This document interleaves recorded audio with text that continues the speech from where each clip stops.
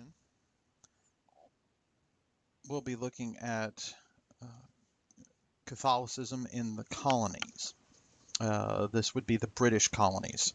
So we are moving from North America, the New France, Canada, and South and Central America, New Spain, to talk about some developments in the English colonies. Now, in many respects, we're doing this to kind of continue a discussion of Catholicism, since that's where we were with just talking about the activity of Catholic missionaries in New France and New Spain.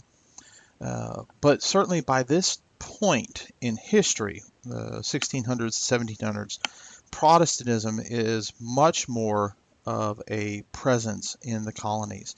And so Catholics in the British colonies are much more in a minority and are much more likely to face persecution, and often are coming because of facing persecution in England, and that's largely what's driving them to be interested in immigrating to the British colonies in the Americas.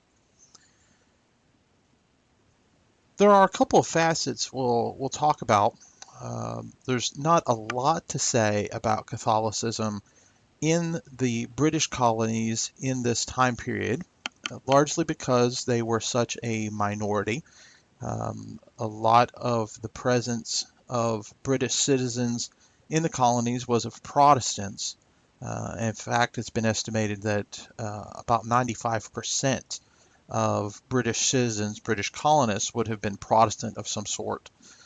So, a large, relatively similar group of people. But there were some Catholics that were present, and Catholicism did have some impact in the colonial period, but much more in the 19th century.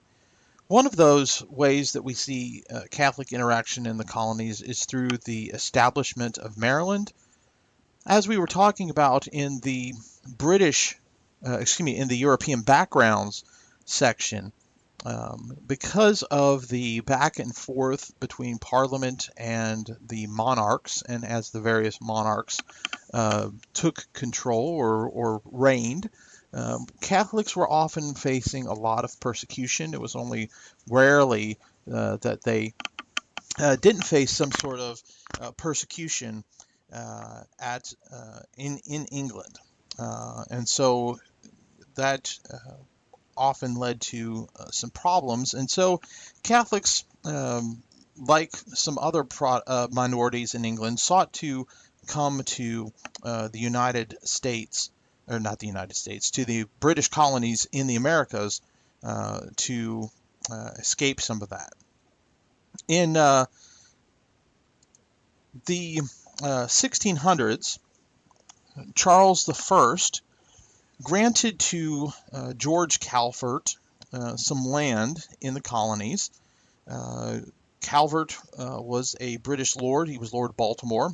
He was also a convert to Catholicism. And due to some things that he had done for Charles, instead of paying him, granted him some land. It would be his son Cecil who would receive that land grant and establish a colony. That colony would be named Maryland, after Henrietta Maria, who was Charles's wife. Remember, she is Catholic as well, one of the things that led to some of the problems with Parliament.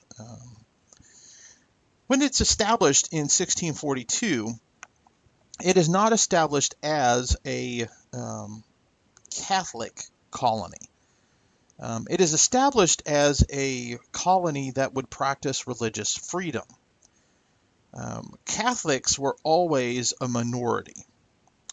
They were not, they weren't really a majority in Maryland, so it wasn't a Catholic colony.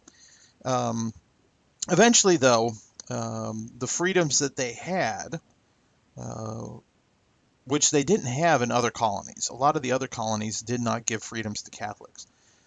Those freedoms ended in 1688, largely related to the struggles with James the Second and Parliament, and with the Glorious Revolution, etc.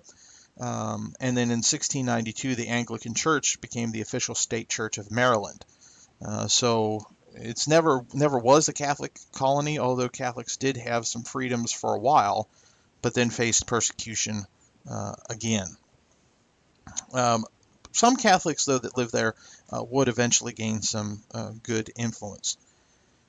The earliest settlers to the area came in 1634.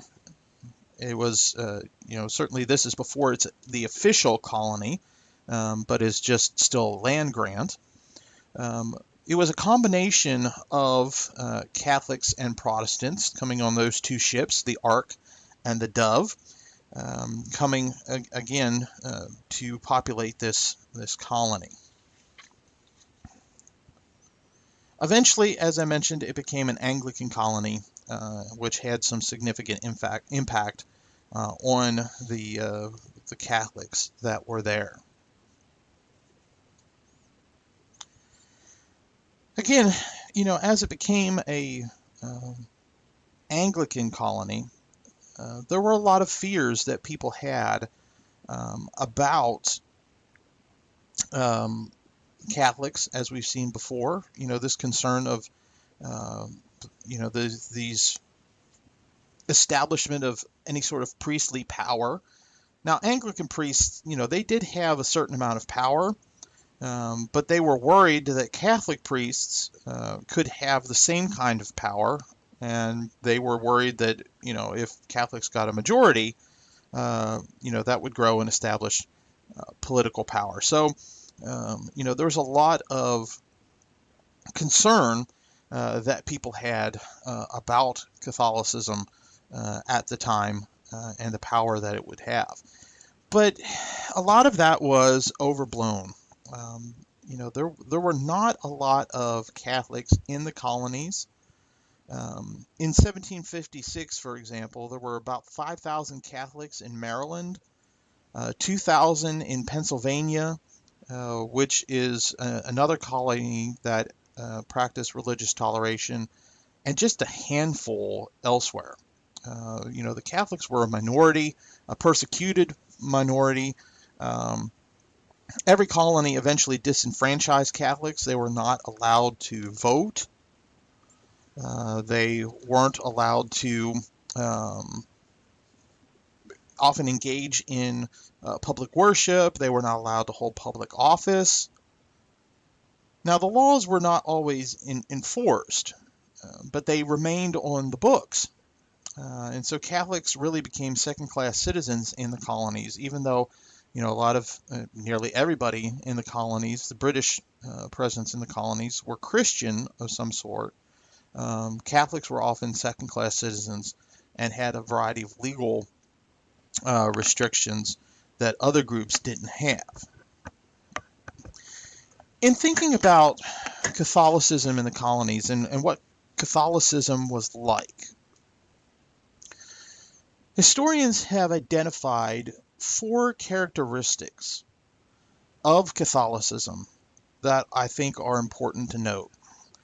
First is that Catholicism during the colonial period was largely very rural. Now, this was a reflection of a lot of the English colonies. Certainly, places like New York, Philadelphia, elsewhere had some pretty urban populations, but a lot of the English colonies tended to be rural, spread out over these large areas. In 1770, for example, 95% of Catholics in Maryland, and really people in Maryland, lived on farms and widely dispersed settlements, and you would be separated from your neighbors perhaps by several miles.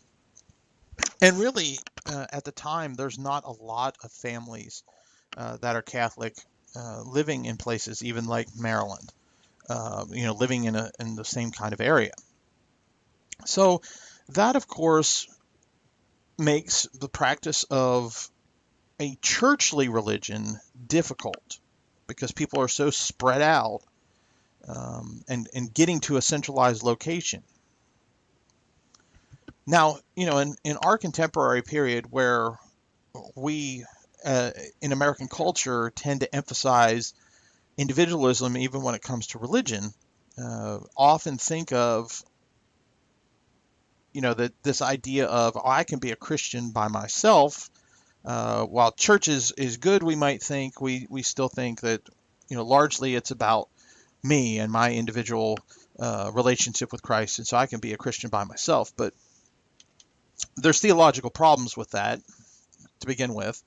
But then secondly, in thinking about a very churchly institution like Catholicism was, that becomes difficult when so much of your identity is wrapped up in your connection with the church, but you're so spread out from and separate from the church. A second aspect of the colony was that there were very few priests in the colonies. At this time, of course, priests had to be imported from Europe, right? There's no priestly training, no educational institutions to train Catholic priests in the United States at this time. So any of them that come have to come from Europe. But priests, many of them did not survive the trip over. Maryland was referred to as an immigrant's graveyard in general, but the priests especially became subject to death. For example, between 1634 and 1672, there were 21 Jesuits that came to America, and 17 of them died. So, basically that's a 25% survival rate. A lot of people, a lot of priests dying on the way to the colonies or shortly after. The fact that there were very few priests presented Catholics with a challenge. Priests, as we noted in the European background section, were very, very important to the practice of Catholicism. And basically, there's kind of two ways for colonists to see priests at this point. You travel to one of the farms that they lived on. The Jesuits kind of settled on these farms, the few that survived. Or you wait for a priest to come visit your community. Right? They're, kind of taking these itinerant travels, and so you wait for a priest to come see you. Well, they're traveling from place to place. They have a lot of places to go to. So they can spend 2 to 3 days at the most at different places, having to do a variety of things, and then they got to move on. So most could see a priest 2 to 3 times a year if they were lucky.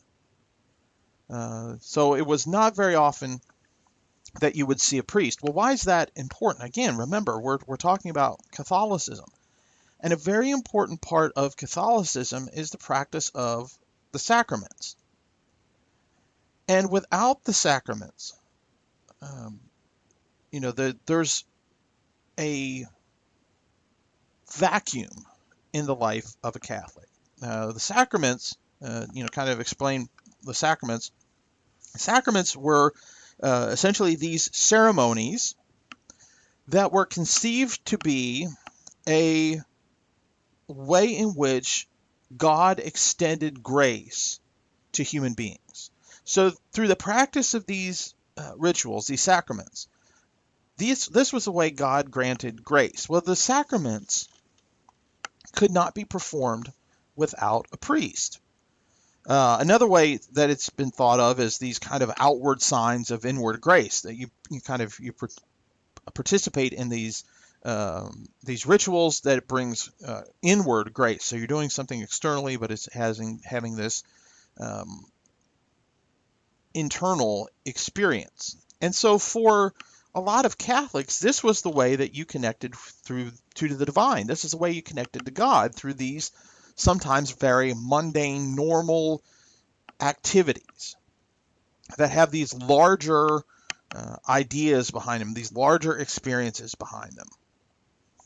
Since the Middle Ages, there had been 7 sacraments that were officially recognized by the Catholic Church. And they kind of followed the life cycle, but a priest was needed for each one of them. So baptism, for example, very important religious practice. In a Catholic family, infants were baptized. Now, certainly you could convert to Catholicism as an adult, and one of the first things that was done for conversion would be baptism, but in general, it would be infants that were baptized. Well, think about this. If you only see a priest, right, every couple months, you might have a lot of baptisms that need to be performed of infants that are now several months old because they haven't seen a priest. Later on, there would be confirmation, kind of a full acceptance of one's baptism. Historically, confirmation has varied in time period. Largely, though, it has been a late childhood, early adolescence moment. And so, sometimes it's been as young as 7 or 8, sometimes as old as 15 or 16, and that's kind of, again, moved back and forth based on a variety of factors. And it's usually around the time of confirmation that someone partakes in the first their first communion or first Eucharist. So baptism, confirmation, 2 sacraments that were expected to be partaken of frequently would be confession and the Eucharist or communion. Confession in more recent years has been called reconciliation, so they've Catholics have kind of changed the name around a little bit.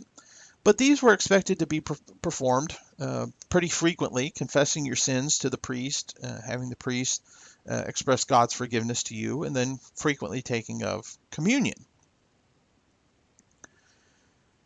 When one reached adulthood, it was basically expected that one would get married or choose holy orders, becoming a priest or a nun, essentially, or a monk or a nun.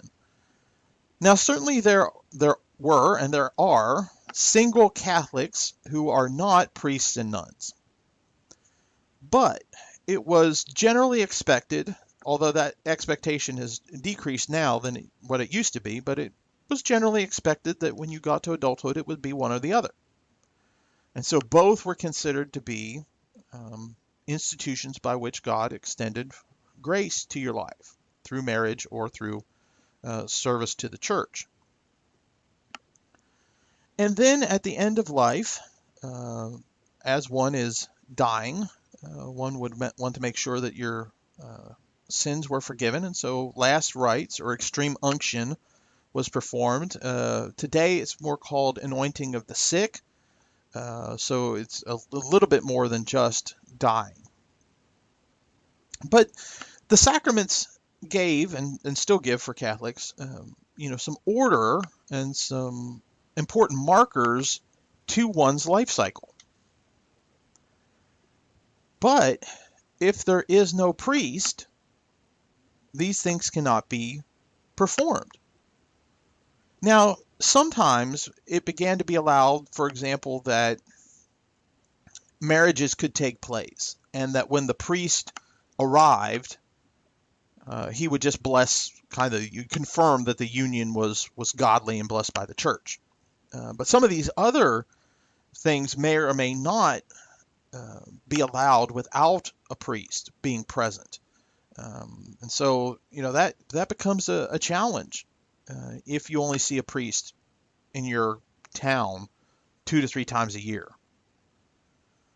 So that had a really important impact on how Catholicism was practiced in the colonies versus how it was practiced in Europe, where there were more priests, people were more closely connected or more closely settled toward each other.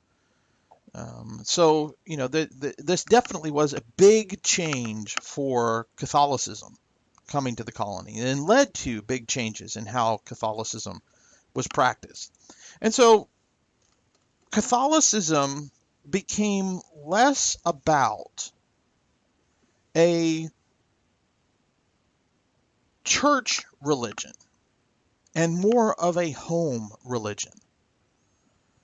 And in this kind of domestic Catholicism centered in the home, it was an opportunity for the mothers to kind of come to the fore. They were the ones that kept track of the calendar and the observation of feast days and other types of rituals, where, holidays and feasts to various saints were observed. And so women were the ones that were taking care of this. And so it becomes much more of an observation of these days. It's much more private, much more centered in the home. Some of the things done, again, the priest would bless them when he would arrive, like marriage, but a lot of it's shaped by the home, not the church. It also became a very literary type of Catholicism, where people are thinking of and experiencing their religion not through the practice of the religion, but through devotional books, other types of religious literature that that priests would leave. And so the priest might leave a couple books. Maybe you would get together with some other Catholic families to read through the books, remind each other of different things. But you're getting the doctrine not through sermons or classes, but through these books and reading them together because of the lack of priests. And the Catholicism that came out of this tended to be thought of as a garden of the soul Catholicism, because it became much more devotionally based rather than institutional church based.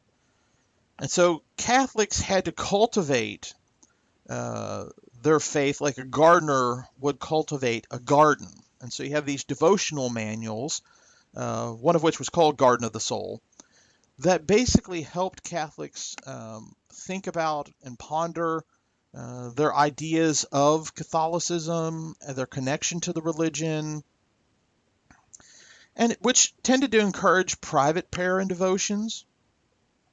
You have this daily relationship with God through prayer.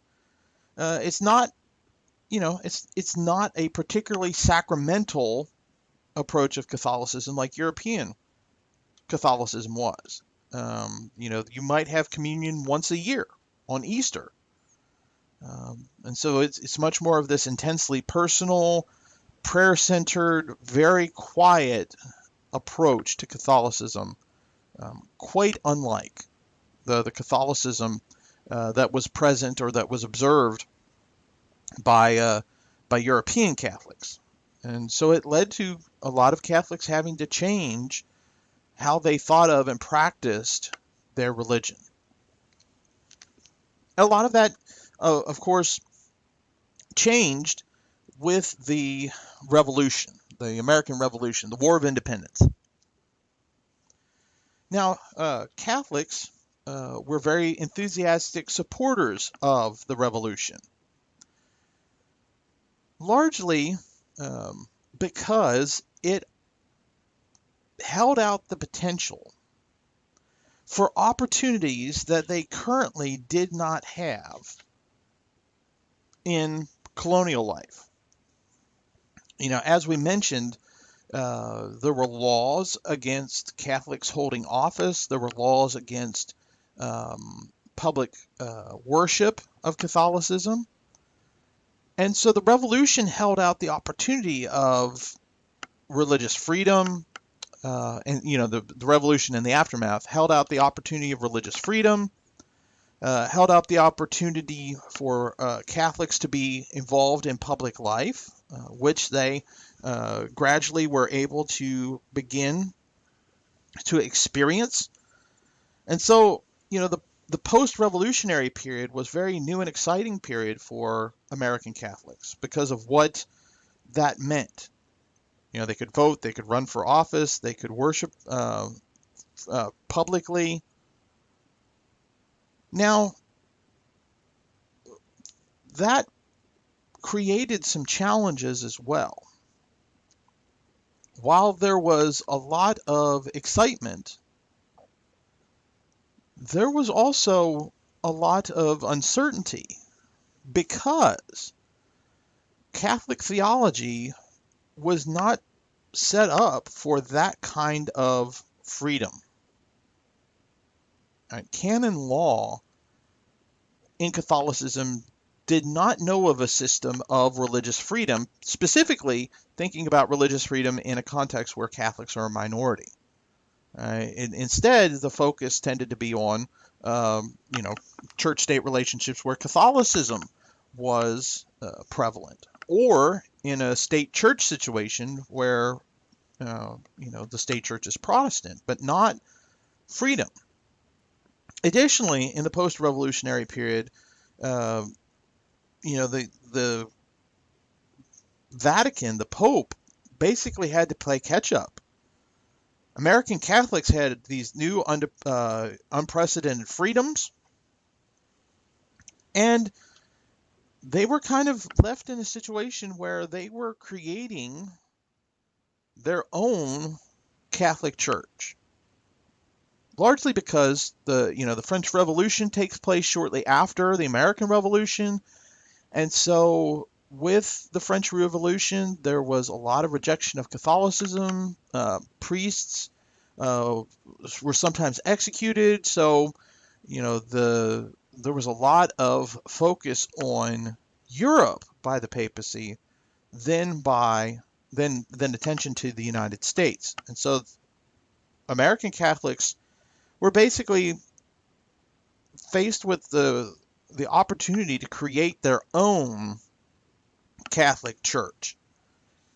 And one of the individuals that kind of steps in or gets the opportunity to help shape this new Catholicism is a man named John Carroll. The Carroll family was one of those families in Maryland where John was born, who does gain some power and influence in Maryland. So his family had gained some power. He had very wealthy parents. He decided to become a Jesuit, and so he is ordained a Jesuit in Europe, right? Born in Maryland, goes to Europe. He will come back to the colonies in 1773. One of the reasons he returns is because the Jesuit order is suppressed for a time by the Pope. The Pope had some suspicion of the Jesuits, and so the order is suppressed, where people couldn't be a part of it. It's basically disbanded for a time, and so Carroll returns to the United States, or excuse me, to the colonies. He is friends with Benjamin Franklin. There's other connections that Carroll has. His brother Charles Carroll is the only Catholic to sign the Declaration of Independence.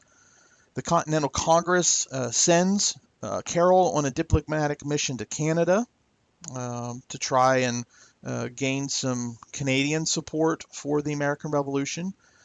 So he becomes a pretty influential individual, and his family is pretty influential in the revolutionary and post-revolutionary period. And he's one of the ones who has the opportunity here to help shape the American Catholic Church. He's a religious orphan in a sense, right? He's part of a suppressed religious order. The church, the Catholic Church in America is a religious orphan. There's little contact with Rome. And Rome really doesn't have a lot of interest in America at this time. There's very few Catholics. The papacy is dealing with other problems. And so Carroll is one of those that tries to shape American Catholicism. And so he has a couple of ideas that he wants to put in place to try and establish a Catholic Church in America that would connect with American ideals, American culture in such a way that it would be successful. One of the things that Carroll wanted was that it would be a church that was largely independent of Roman authority. Now, Carroll and others that supported this, he's not rejecting the authority of the Pope. He's not saying there shouldn't be a Pope. But he does want to see a church that mirrors the American situation, right? The American colonies have now gained their freedom, and they're becoming states, and they're becoming a country. And so he thinks the church needs to exhibit that as well, that they should have religious and political autonomy, just like the colonies do. And so this would be a church that would establish itself with little Roman control. A second characteristic that Carroll wanted to have was that the bishops in the church, the leaders in the church, would be elected, not appointed. Now, the Pope had reserved for himself, centuries before, the right to appoint bishops to any vacancy. At various times, popes had gone into conflict with various political rulers who wanted to have the right to appoint bishops to religious vacancies. But ultimately, though, within the church, it was the Pope's role to appoint bishops. Well, Carroll says, no, let's have the bishops elected by the people, not appointed. So this would reflect, of course, the presence of an American democratic outlook, right? It would be the people that would select the bishops rather than the Pope. Now, both of these, of course, suggest the response to suspicions that Americans might have had about Catholicism. Right? As Protestants are already concerned about Catholicism to begin with, but now, post-revolution, there would be some suspicion about any sort of connections with a foreign power, let alone the Pope. Right? So by cutting the church off from Rome like this, Carroll is attempting to subvert any suspicions related to the church being connected to a foreign power. And there have also been, concerns in the 19th century, especially, about how well Catholicism lined up with American democracy. And in the early years, Carroll is trying to address some of that, and trying to avoid some of that. A third component that he wanted within the American Catholic Church was the use of English liturgy instead of Latin liturgy. Liturgy, of course, refers to kind of the pattern of worship, the style of worship, and the words and things and readings done during worship, including any sort of hymns. Latin was the language that all of that took place in across the globe, any place Catholics were. There were some places where Catholics were allowed kind of a localized language liturgy and readings, but for the most part, it was expected that all of that would be done in Latin. Carroll, however, wanted to establish where the central ceremonies would be conducted in English, since that was predominantly the language of the colonies. A fourth thing Carroll wanted to see was a separate educational system. Wanted to see Catholics kind of set up their own Catholic education, schools, universities. Carroll, for example, is very influential, important in the setting up of Georgetown University. So he was committed as a Jesuit, as we talked about. They're very interested in education, and so that was a component that Carroll was very influential in. A fifth characteristic was the presence of American-born priests. Not only were bishops, he wanted the bishops to be elected, he wanted all the priests to be American-born. He wanted, quote, men accustomed to our climate, acquainted to our tempers and our government, right? So people that understood America, and believing that European priests would offend the American revolutionary mindset, that it would just cause a variety of problems.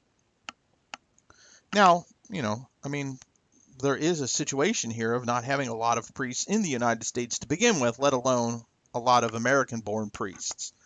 But this was something he wanted to work toward. A final facet of Carroll's vision was the institution of a trustee system. Now, a lot of Protestant denominations in the colonies had something similar to this, a trustee system where certain individuals within a congregation, identified as trustees, were ones who were responsible for presiding over the local affairs of the congregation, specifically as it related to more business type of things. Right, they were responsible, or the board of trustees was where the property was held. That in Carroll's vision of the Catholic Church, the trustees would be responsible for hiring and firing priests, handling other affairs, organizing things like buildings and maintenance, very similar to some Protestant things. And so, this was very, very new to Catholicism, even though it had some reflections in Protestant types of things. So, here you have a type of Catholicism that has these new public freedoms. They can build churches. They can hire priests. And so he wants to see these trustees elected by the people, and then they're responsible for making some decisions. So very American version of Catholicism. But it is very short-lived. In many respects, once the Pope kind of heard what was going on and what was being established in the colonies, he was very opposed to the so-called American experiment. That essentially they looked like a renegade group of Catholics splitting off from the Catholic Church. And so he was deeply uncomfortable with what American Catholics were doing. And so the Pope began to be involved in the efforts to stop this and return it to a more Roman type of approach. Another source of opposition came from foreign-born priests, especially those that came from France. Now, again, as we already kind of mentioned, most priests are coming from Europe at this time. They're coming with European ideas. And really, even for Carroll, it's better to have, for example, a French priest than it is to have no priests. So the first 5 priests that Carroll helps bring to the colonies, or to the United States, are French. And they're coming from an experience of the French Revolution, where there was bloodshed, very anti-ecclesiastical, and so the French priests are very suspicious of these so-called democratic types of reforms. And so, they're coming from a position of very firm ideas about about discipline, authority, and they're wanting to see that replicated in the church, the Catholic Church in the United States as well.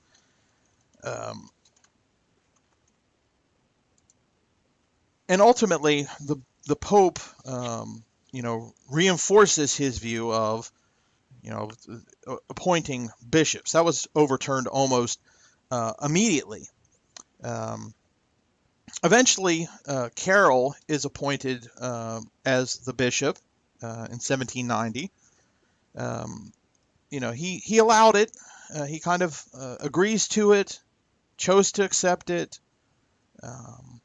but there's some tension there, some concerns as to the impact that is essentially getting ready to happen. But it's nothing like what is getting ready to happen in the 19th century. The Catholic Church, late 18th, early 19th century, up through 1815, is very unstable. There's not a lot of Catholics. They're spread out.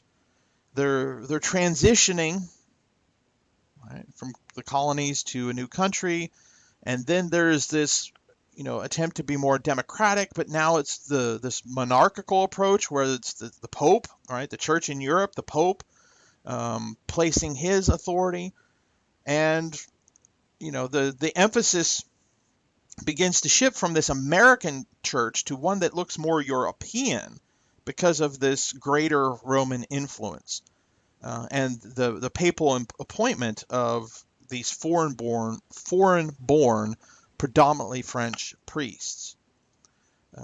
And then that is going to take an even greater turn as Catholics begin to immigrate in massive numbers in the 19th century.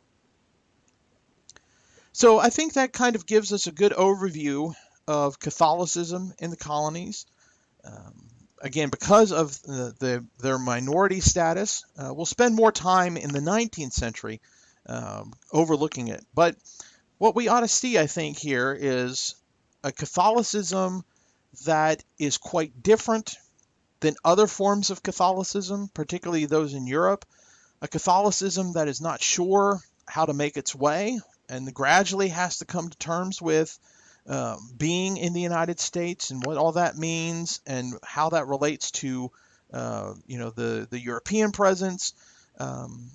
And so, that presented a lot of challenges for Catholics that Protestant groups didn't have as much of an experience. But again, we'll take a more in-depth look at Catholicism in the United States, especially when we get to the 19th century.